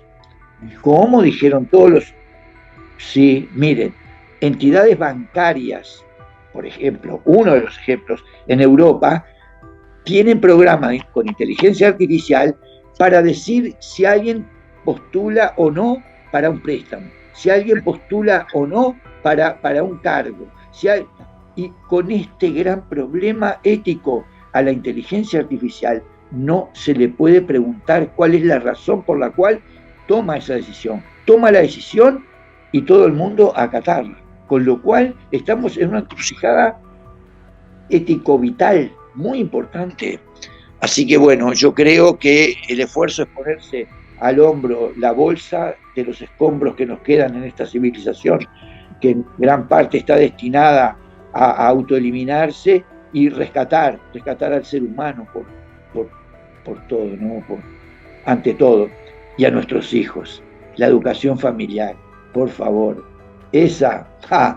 hijos, sobrinos o los niños que uno tenga, con los que tenga el vínculo familiar o no familiar. Entonces, revertir es muy difícil, porque mientras uno educa hay focos educativos paralelos. La televisión nadie la mira ya, pero está Netflix, está YouTube, está Instagram, está... Qué interesante. Así que bueno. Interesante. Van a ver, ya les di un adelanto de lo que vamos a ver en este Congreso Internacional de Inteligencia Artificial. Después te voy a pasar los datos de Teresa Rodríguez. Sí, para hablar. Mirá que es una número 1 en el mundo. Sí, no. Este evento ya está muy adelantado, ya pronto se los vamos a hacer saber, pero qué importante este tema de los valores que se vincula con la colegiación. La academia, desde su génesis, generó un capítulo joven con estudiantes, entonces empezó a darle valores que ellos vieran la importancia de estar unidos y darnos un apoyo recíproco, esa sinergia de la experiencia, pero ese criterio de apertura de los jóvenes y así. Muchos de los chavos luego hicieron capacitadores de los no tan jóvenes en cuestiones estas de los nuevos sistemas. Y entonces, pues sí está angustiante, pero bueno, fíjate cómo va el tiempo y la gente sigue. Y aquí hay gente del capítulo joven hoy de Puebla, pero sobre todo quien está ahorita llevando las riendas en la reestructuración de esta nueva generación, es el capítulo Baja California Sur, y hay algunos de los jóvenes presentes. Mi felicitación. Pues ahora sigue el presidente del capítulo Oaxaca, que es uno de los mejores jueces, no de Oaxaca, del país. Yo me atrevo a decir que conozco en todo el país, un hombre muy, muy, muy probo, pero muy capaz, que estaba enojado ahorita que dijiste, ahorita lo tienes que contentar.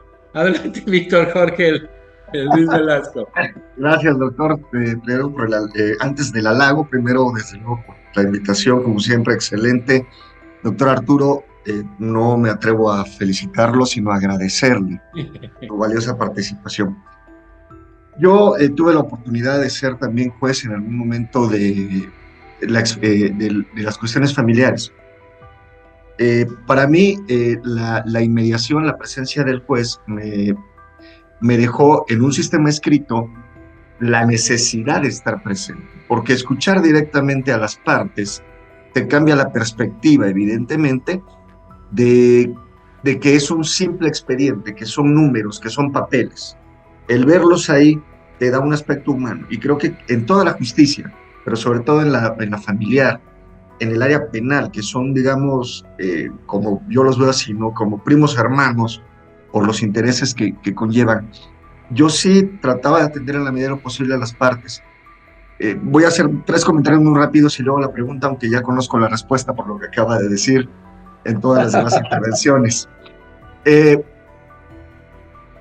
Primero, son primos hermanos por la necesidad de ser escuchados, pero eso involucra al juez. Definitivamente.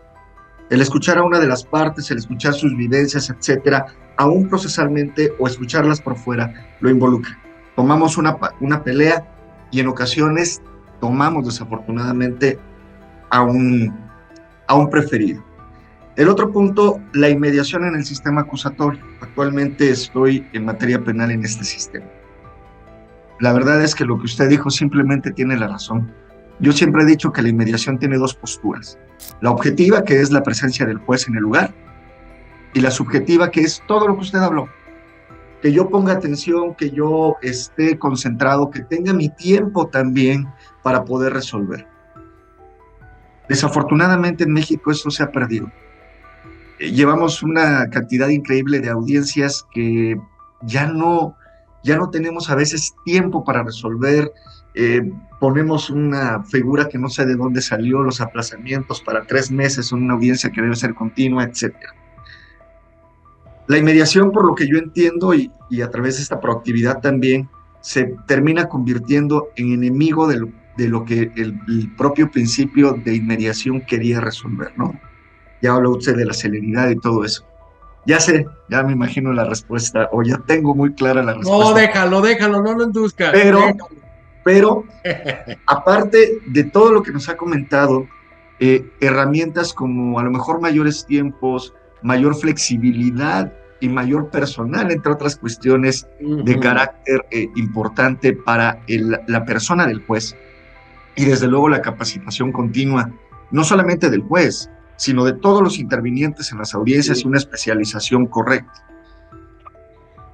En un país convulsionado, como creo que está toda América Latina, y aunque no hay una respuesta absoluta, ¿qué herramientas, aparte de las que ya mencionó, puede usted para mantener el equilibrio, no solamente entre el proceso, sino entre los que intervenimos? Un equilibrio humano para poder resolver ese problema. Miren, primero muchas gracias por el interés, y tomo debida nota de bueno, primero dijiste que no querías que diera clases y ahora ya, primero, Arturo. No, pero muy bien, muy bien. No, además ha prestado atención, porque si esta pregunta ya sé cuál es la respuesta, entonces... Y luego él te induce, te la regresa. Claro, un círculo así, un círculo virtuoso. Vicioso. Yo soy muy naif en muchas cosas, ¿no? Yo creo parto de la base de la bondad del ser humano, y parto de la base de que a esa bondad hay que cultivarla, y hay que cultivarla con valores. Entonces, hay veces que uno dice, no, pero eso es para elucubraciones sensibleras, o para la religión, o para... No, miren, los valores son fundamentales. Nadie habla de valores. Entonces, una de las llaves es junto con otras, porque no hay una sola que pueda dirimir esta problemática, y mientras pensamos cómo dirimirla, viene la contracorriente disvaliosa y fagocita los esfuerzos que uno puede hacer. Entonces, yo creo que hay valores que deben cultivarse, y que deben cultivarse perdonen si aparezco como un poeta naif, pero deben cultivarse y preocuparse el Estado de que se cultiven en los núcleos familiares. Ahí, después fomentar el diálogo extra proceso entre abogados y jueces, porque ahí hay una retroalimentación. Entonces uno tiene que darse cuenta, los abogados, que el juez es un ser humano, y los jueces que los abogados también son seres humanos, y que probablemente juntos hagan una asociación no societaria para colaborar, para dirimir la controversia que las partes tienen. Entonces, en realidad, miren, por ejemplo, cuando uno habla, esto es mutatis mutandi lo siguiente, cuando uno habla de contrato, ¿qué significa eso? Bueno, contrato significa tratar con el otro, consentir, sentir con el otro, concordar, poner el corazón con el otro. Si uno empieza a ver el contrato como un intento, una asociación no societaria de mancomunión para lograr un objetivo que paradójicamente es distinto en cada uno, pero que no hay un acreedor sin un deudor, ni un deudor sin un acreedor, entonces eso, mutatis mutandi, hay que volcarlo para que se resuelva con la mayor de la fluidez lo que es una controversia, porque en definitiva esto muchas veces pasa como cuando dos amigos se pelean y resulta que van a un juzgado, pero cuando están en el juzgado se dan cuenta que era más valiosa la amistad, preservarla, que quebrarla. Bueno, en el Uruguay hubo una época de dictadura complicada para un país tan chico, ¿no? Y muchos artistas tuvieron que irse del país, emigrar. Uno de ellos, un gran cantante, cantor, cantautor, todo junto, volvió una vez que la democracia se restableció. Y había estado en Europa él. Y los amigos se fue a vivir a un pueblo chico. Entonces los amigos le decían, pero ¿cómo? Después de venir de Europa, con toda la historia que tienen, y aquellas urbes que con esos centros, y microcentros, con edificios modernos, todo, y te fuiste a vivir ahí. ¿Qué tiene que yo me haya ido a vivir ahí? ¿Qué tiene casas bajas? Y él rápidamente contestó, casas bajas, pero el cielo cerca, a mi vista. Entonces, ese tipo de sentimiento, volver un poco a las fuentes de la vida tranquila, de la vida calma, que eso también se debe cultivar para que no haya tantos conflictos artificiales. Entonces es muy difícil, yo lamento no tener la solución, tal vez sea como mucha parte de la medicina, que tienen el diagnóstico pero no tienen el remedio, pero ya teniendo un diagnóstico es porque hay una preocupación por buscar el remedio, y todos juntos podemos hacerlo. Excelente. Bueno, ahorita que hablamos del tema que abordó Miguel, pues felicito la presencia de algunos miembros del capítulo Puebla, de otros capítulos de Guerrero, y en especial quien ha iniciado este cuarto o quinto proceso de formación y una colegiación volitiva, Cristian Daniel Alan Batista, presidente del capítulo, y agradecer a mi vicepresidente Adrián de la Rosa, que este proceso lo ha vivido conmigo, trabajando de la mano para generar estas jóvenes, que los tendemos a que intercambien ideas con jóvenes de Iberoamérica, de las mejores universidades, y se han generado generaciones muy pensantes, muy ajenas al tema de la imagen, que hoy son parte importante de la academia. Y en cuanto a este tema de los medios de alterna resolución de conflictos, pues ya se generó dentro de este congreso, a quien dirige en la UNAM, a Carlos Daza, que le damos las gracias, y al magistrado Sergio Valls Esponda, hijo del ministro Sergio Valls, que es el presidente del Consejo Nacional de Mecanismos Alternativos en el país, de solución de controversias, que va a estar también dando clases, pues que imagínense, están viendo el nivel que se tiene, y que qué gusto tener casi 2 horas, fíjate, si no están contentos y a gusto, mi querido Arturo, ahí está tu respuesta. Hoy también cierra la presidenta del capítulo Tamaulipas, Ariana Liliana Mesa, preguntando. Adelante, Ariana. Buenas tardes.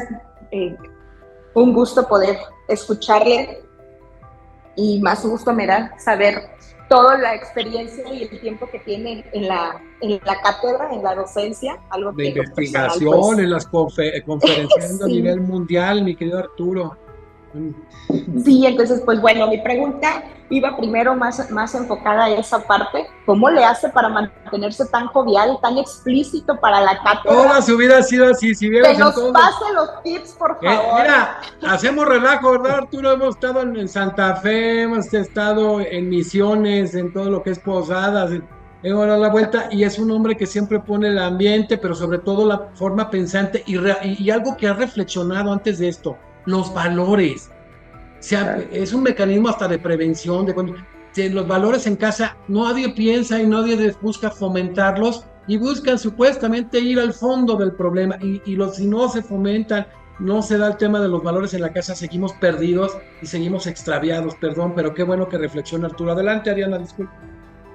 Sí, sobre todo porque, bueno, la verdad es que esta cátedra que hoy nos comparte, pues tan explícita, tan entusiasta, que digo, pues no hay como que mucho de dónde preguntar, pero sí creo oportuno felicitar y agradecer toda esa experiencia que hoy nos comparte, sobre todo en el ámbito, ¿no?, de la docencia, y sobre todo por esa,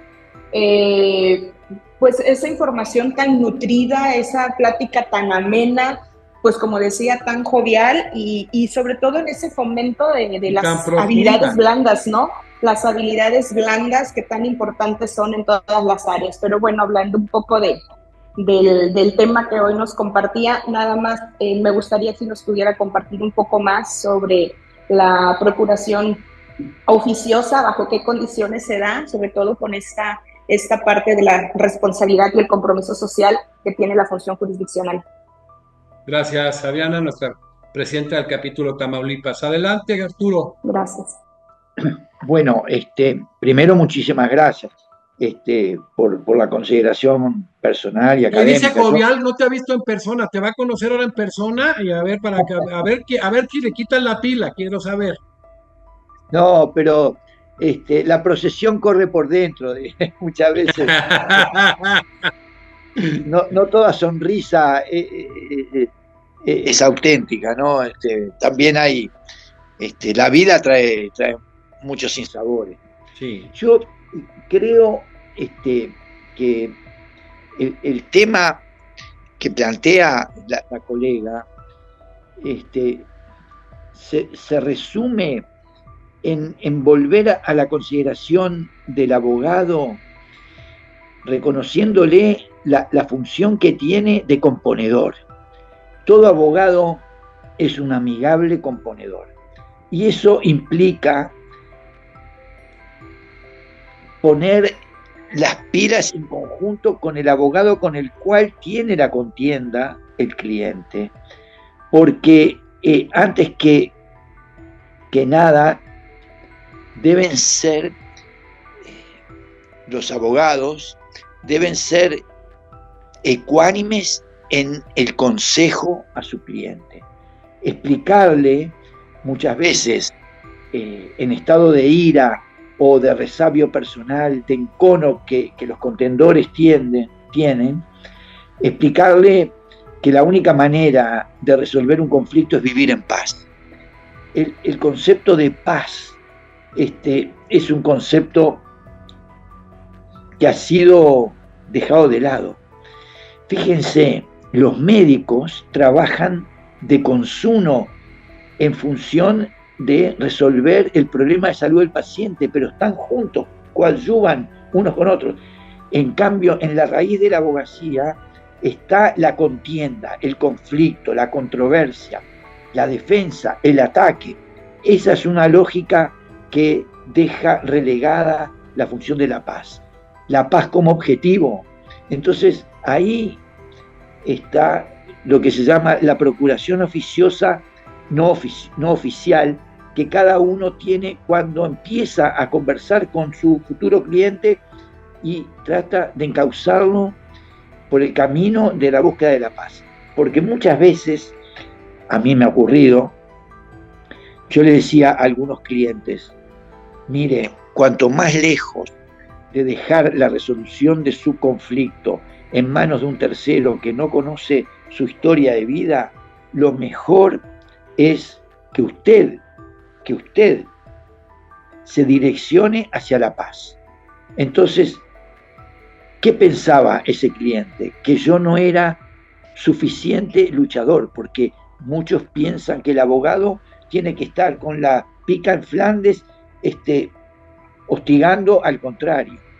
Y después venían muchos de ellos a decirme, tenía razón, no podía yo estar haciendo depender mi tranquilidad, la de mi familia, mi patrimonio, todo en un tercero que no conoce ni dónde vivo ni cómo soy. Lo mismo para el otro, ¿no? Para la otra parte. Entonces, la búsqueda de la paz encauzada por los abogados en el diálogo, esto es, la verdad, estamos relegando esos valores. La paz como el objetivo final del ejercicio de la abogacía. Excelente, la verdad que casi 2 horas y todo el mundo ahí, qué gusto. Antes de despedir a nuestro amigo Teo Común, me da mucho gusto que quiero saludar a Marianita Morales, que pensó que era ella fue presidenta del capítulo Oaxaca con un extraordinario papel y hoy es una de las más importantes secretarias nacionales del Consejo Directivo Nacional, un activo académico muy importante en nuestra academia, y le mandamos un saludo. Y bueno, comentarles, vamos a anunciar pronto, Arturo y yo, este congreso de precisamente inteligencia artificial, que es muy importante. En las siguientes sesiones, pues viene Carlos Enrique Camps, el secretario de la Suprema Corte de Buenos Aires, viene Eddie Rodríguez Chávez, ministro de la Corte Suprema de Costa Rica, y sigue Jorge Olazo, también ministro de la Suprema Corte de Justicia de Costa Rica. Pues hoy queremos despedir y un nuevo repaso un resumen, ser sincrético con acción muy complejo. Fue catedrático, profesor titular grado 5 efectivo por concurso en Derecho Civil 2 y Derecho Civil 3 de la Facultad de Derecho en la universidad muy prestigiosa a nivel no nada más de Uruguay, de América Latina. Ya platicamos ahí que precisamente gente connotadísima era profesor de la Universidad de la República del Uruguay, académico del número, fundador de la Academia Nacional de Derecho del Uruguay, fundador del Núcleo de Derecho Civil, Grupo de Investigación de la Universidad de la República y director de la revista Crítica de Derecho Privado de Uruguay, y obviamente miembro honorario de nuestra academia y un activo impresionante al que quiero mucho, Arturo. Hemos vivido muchas experiencias en varias partes y siempre ha sido maravilloso estar junto a ti, amigo. Lo van a vivir mis queridos amigos ahora que vengas, porque de verdad eres un hombre no nada más muy formado, muy académico, presto en investigación, en academia, en el ejercicio profesional, en un ser humano excepcional. De verdad, te quiero muchísimo, tú lo sabes. Eres de la gente, hay amigos como Gabriel Valentín, que es un gran procesalista que aprecio mucho, pero tú eres punto y aparte en el Uruguay. Te quiero demasiado, amigo. Muchas gracias por haber estado hoy deleitándonos. Yo quisiera que abriéramos todos los micrófonos y brindarle un aplauso a Arturo, de verdad. Bravo. Como todos, es un deleite, de verdad. Muchísimas gracias. Impresionante. Muchas gracias. Impresionante. Todo el mundo, mira, si no les pongo freno, como están emocionados, acabamos a las 8. Entonces la bronca es para nuestro editor, que luego me echa pleito de que como se van larguísimas. Pero Arturo, muchísimas gracias. Te despedimos. Un mensaje provisional, entre tanto empezamos con este Congreso Internacional de Inteligencia Artificial y con tu venida a México junto con otro amigo entrañable que le mando un abrazo y lo quiero mucho, también Enrique Müller, que lo vamos a reconocer en México. Un mensaje, ahora sí, previo a estas actividades. Bueno, yo les agradezco infinitamente que me hayan considerado como legitimado para poder decir algunos pensamientos. Yo tengo por el pensamiento de los juristas mexicanos un gran respeto, entre ellos García Maínez, Recasén Siches, que fueron los clásicos, ¿sí? Los clásicos con los que yo recién entré en contacto con México. Y que Recasén Siches, que vino con una camada de español, pero estuvo en la Universidad Nacional, conjunto con Cipriano Gómez Lara, que Cipriano ganó, fue estuvo obviamente en España, pero nació en Guatemala, fíjate, y Rodríguez, una camada, ¿sí? Porque García ahí Maínez. yo ya era, claro, yo era Tú eres, estudiante. tú eres el García Maínez uruguayo, de veras, leyendo a García Maínez, de veras, ¿eh? Ahorita Pero que... la verdad, a veces las distancias geográficas marcan una especie de frontera y nosotros habíamos sido educados mirando a Europa porque había muchísima comunidad de inmigrantes europeos como hay en México, pero después uno empezó a darse cuenta del valor que tienen las cabezas pensantes de nuestros países de América del Sur y de Centroamérica. Es extraordinario. Entonces, ¿quién más te tocó de México? ¿Quién más te tocó? Humberto Briceño Sierra, Carlos Arellano. No, yo empecé con ellos dos y después con Arellano, pero ya con Arellano no tuve oportunidad de tener mucha bibliografía. Te la consigo, era un gran amigo, hombre, como tú, simpaticísimo, inteligente. Bueno, de veras, era don Carlos Arellano. Te voy a platicar una anécdota. En una ocasión estaba yo con mis hijos en donde fue en Colima. Estaba el gobernador de Colima y algunos amigos, estaban mis hijos, la mamá de mis hijos, mi primera pareja, y fue muy simpático porque estando allí, Miguelito, que hoy tiene 18 años, estudia en Washington, él empezó a juguetear con algo y se le cayó un vaso y lo quebró. Entonces se hizo un silencio, aunque estábamos entre amigos, y voltea a don Carlos Arellano, y ya lo conocía yo, me dice: Jesús, eso no se puede quedar así. Va a empezar, así yo rojo, y la mamá así, dice: no, ese lo tienes que descontar de sus domingos. Y después me di cuenta de la trascendencia, porque Julio César Uribe, que fue presidente del Consejo de Estado en Colombia, estando en Bogotá cenando con él, ¿te acuerdas tú de él? Me dijo: oye, ¿qué pasó con don Carlos? Le dije: murió hace unos meses. Empezó a llorar. De verdad que don Ignacio Barbaricuela, Felipe Tena Ramírez, permearon mucho, y en procesalistas, digo, Humberto Briceño Sierra. No, sí, sin duda. ¿Verdad? Yo porque perdí un poco porque leía los libros que publicaba Eudeva, que era la editorial de la Universidad de Buenos Aires, o Egea, también la editorial. Y después se dejaron de conocer esas eran editoriales. Importantísimos. Yo ahora que vengas me comprometo a tenerte obra de don Carlos Arellano y otro, Cipriano Gómez Lara, y de algunos que manejan los temas de contratos, que creo que te van a gustar mucho, y que tú tienes muy buena obra. Rogina Villegas. Está. Bueno, hay una cosa también que esta conversación sirve para revisitar a los clásicos. Sí, claro. Eso es extraordinario, porque hay ciertos pensamientos que son intemporales, y los clásicos fueron los que sembraron la semilla para que fueran intemporales. Entonces, ese respeto, el debido respeto, ¿se acuerdan del debido proceso? Bueno, acá hay un debido respeto a los pensamientos intemporales, al pensamiento abstracto que transcurre, no obstante las vicisitudes temporales concretas, específicas, que pueden tener, carácter efímero, ¿no? Pero oye, Arturo, tú que eres tan purista del lenguaje, ese debido proceso son los pleonasmos procesales, que a veces hay que hacerlos porque parece que no existe el debido proceso, además. Y ahorita de los clásicos en Uruguay, hablaste de Cultura, pero hay varios más. ¿Quién más podemos referenciar en Uruguay?